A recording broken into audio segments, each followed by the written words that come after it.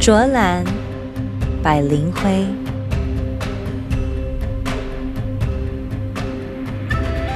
Located in southern Miaoli, surrounded by lofty peaks, renowned for its fruits, Zhuolan a wonderful hometown.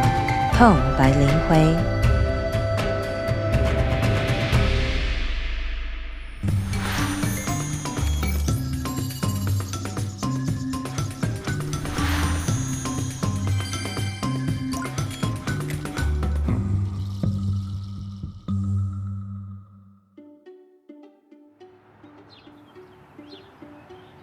Hello, I'm Will. Today we're in Miaoli, Zhuolan. The weather here is very comfortable. The soil is rich and fertile. The scenery is beautiful. If you like eating fruit, then you must visit this place. Zhuolan is renowned for its reputation as the fruit kingdom, especially the 4 major fruits: pears, starfruit, tangerines, and the grapes behind me. You can also enjoy many outdoor activities. Join us today in the land of mountains and plains, the town of sensuality and sensibility. Let's tour Zhuolan to its fullest. Zhuolan Township is located in the southernmost part of Miaoli. It is across from Taichung's Houli, separated by the Da'an River. The land here has mountains, hills, plateaus, and alluvial plains. The climate is mild with large day-night temperature differences. Fruit can be grown year-round. Various delicious fruits including pears, grapes, starfruit, and tangerines.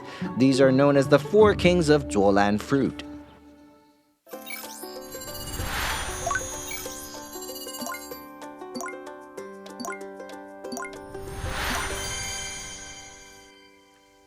The Baibu Fan community is located on the easternmost edge of Zhuolan.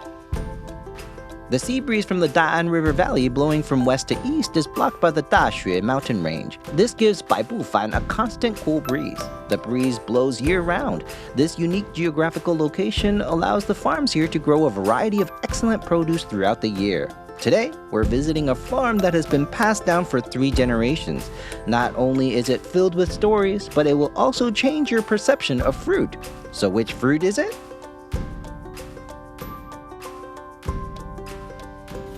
Hello, Mrs. Hua. Hello. You're picking starfruit, right? Yes. How do you tell their ripeness? Let me help you. Oh, well, let the sunlight shine through, then flip it over and look. Check whether the color has turned yellow. Look, do you see it now? When the sunlight shines through it, it looks reddish. Oh yes, it's showing through. So what you do now is you see that wire? Just untwist the wire. I think this one is ready. It's yellow enough. Okay, let me try untwisting it. It's a little red. Can I move from beginner to advanced now? Should I open it or just look? Okay, it should be fine. This works now. Yes, it's ready. Just take it off. This one is very beautiful.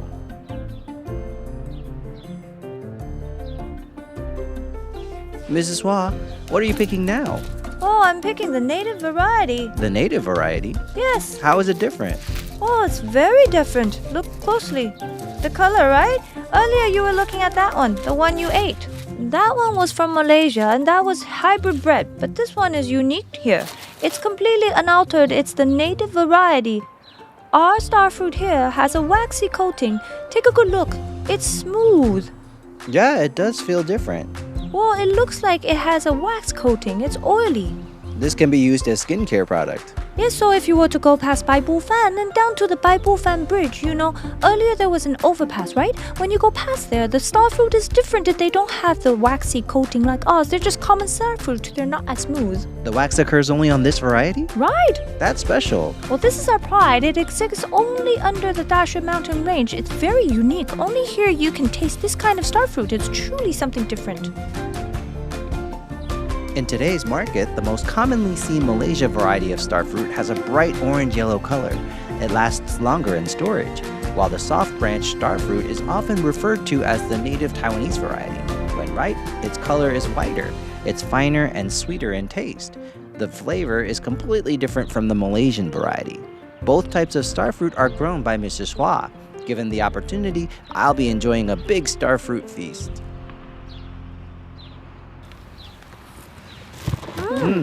Delicious. So sweet. Well, this sweet flavor has a fragrance, but it's very different from the other type. The other type. As we mentioned earlier, this one is the native variety. And its color is slightly greener, right? Lighter. Lighter, yes. Compared to this color, there's quite a difference. Yes, it's green. Alright, go ahead and try it. You can try it. The flavor is very different, isn't it? It forms a contrast. I think its flavor is even softer with a melt-in-your-mouth feel. Well, its fiber are much finer. It has the original starfruit flavor, doesn't it? This starfruit is so delicious. Even though I haven't had it in a long time, it's been about 5 or 6 years since I last ate it. I used to eat starfruit quite often, and I'd always taste a bit of sourness.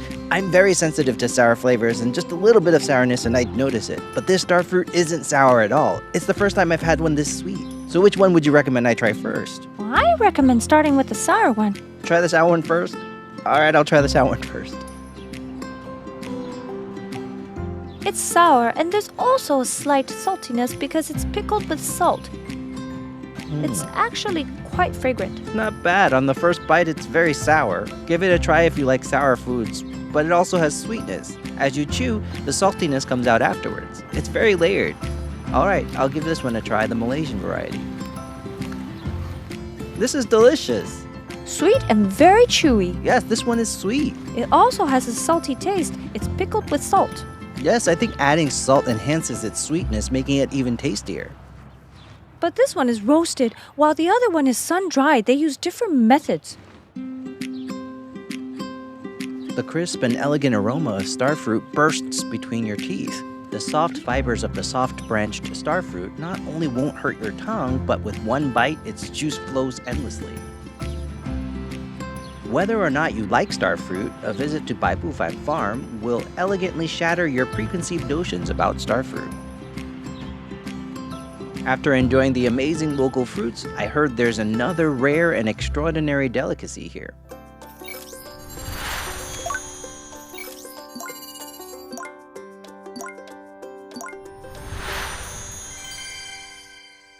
Located north of Zhuolan, Lixiping is a terraced river platform on the hillsides along the Da'an River. It's also the most beautiful peach blossom land by the Da'an River. The character Li in Lixiping means deep valley in Hakka. Lixiping refers to the west side of a deep valley and also signifies a flat terraced plain. Zhuolan, renowned as the fruit town, is not only home to the 4 famous fruits, but also to a rare herb, Polygonum multiflorum. Next, let's go learn more about it from an expert. Oh, we'll start from here. All right, from here. How do you know if it's ready to be harvested? Oh, we check the main vine. If the main vine looks good, we'll start with this one first. Oh, that's the way to do it. Right. Cut it like this? Could you trim this one for me? Cut it all off? Yes. Like this. If the vine looks pretty, it indicates that it's growing more robustly inside and will be larger. All right. Once you open it, you'll see how it is? I told you we need to carry it outside. Oh, like this. Yes. It's harder to work there. The soil is all firm and hard. Here, like this. It's firm and hard. Tap it a bit. Here, try tapping it. Tap it? Why are we tapping this? To loosen it. Loosening it will make it easier to handle. Right. In a moment, we'll just flip it out directly. All right, tap the bottom. Just loosen it a bit. All right, it's good now. After tapping it, we'll flip it out? Just flip it out directly. Just flip it out directly? Yes, yes. Okay, lift it up. All right. Time for the review. Oh. Now you finally see its size, right? Right, you only know its size once you take it out. All right. Gently shake. Shake it, loosen the soil. Shake it out. Shake it out. Yes. You're so lucky. Really? It's huge. This one got a bit damaged. Look at it. Oh. So next time when we're harvesting, we shouldn't use as much force. Right? Slowly loosen it. Gently. Help me hold this. It's so heavy. The bottom part needs to be trimmed off too. Right, we need to clean off the dirt. It looks really big. Once you've harvested it, most of the time, we just let it dry in the sun for a day and then it's ready to be used directly. Just like that. Following the owner with an iron rod and scissors, we ventured into the garden to pound Polygonum. After loosening the organic soil in the sack, it becomes much easier to dig out the ginseng-like Polygonum. Perhaps it's because modern city dwellers carry so much stress, swinging the rod with full force not only relieves stress, but also yields a good harvest. It's truly a win-win situation. And I've heard that, besides the polygonum chicken soup, Mrs. Hua also has a signature drink she's going to share with me. The key is that with this polygonum, we first need to simmer it in the pot, extracting its broth. Then we add the chicken and cook it together. This way, its flavor will better harmonize into the chicken.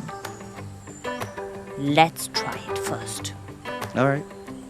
I think the broth tastes very clear, not too rich or heavy. This one is very refreshing to drink. So, besides making chicken soup, what other things do you use polygonum for? This. Let's try this first. Have a sip. This. Coffee? Have a sip. How do you like it? What's in this coffee? The flavor, at first it's the aroma of coffee, but then it has a very unique taste, slightly sweet with a pleasant aftertaste. Is it polygonum? Polygonum and ginseng. You're saying this can be combined with coffee? That's so unique, because this is one of our traditional Chinese beverages and coffee is Western, it's modern. How do you come up with this idea to combine them? Well, this is our classic tomato cake. You know how people usually make pineapple cakes, right? Pineapple cakes or longing cakes. I've only ever tried those two. This is the first time I've ever heard of tomato cakes. Other places don't have this. No, they don't. It's unique to Taiwan. The outside is very crispy, while the inside is rich and flavorful. The pastry feels light, but when combined, it's just perfect. Like when we were harvesting earlier, I noticed from afar that it looked a bit messy. Has this been trimmed, or do we just let it grow freely? Well, this has been already trimmed. Oh, it's been trimmed. Well, if it weren't trimmed, you wouldn't even be able to see the back from the front. It would be even denser. Right. The main thing is when you first start, you have to prune it. Every month or two, you trim off all the extra branches. The focus is on keeping the vines neat and beautiful. That way, photosynthesis will be more effective. It gets more sunlight and it will grow well. Yes, it will grow much better this way. Polygonum, also known as Teng, is a perennial climbing plant. Its tuberous roots, vines, and leaves can all be used medicinally. It is a highly nutritious and valuable Chinese herbal medicine. Polygonum chicken soup is warming and nourishing without being overly hot. It has a mild and balanced nature, making it an excellent tonic for the whole family to enjoy together. After introducing this rare plant, the incredibly rich local ecology is another highlight that you simply can't miss.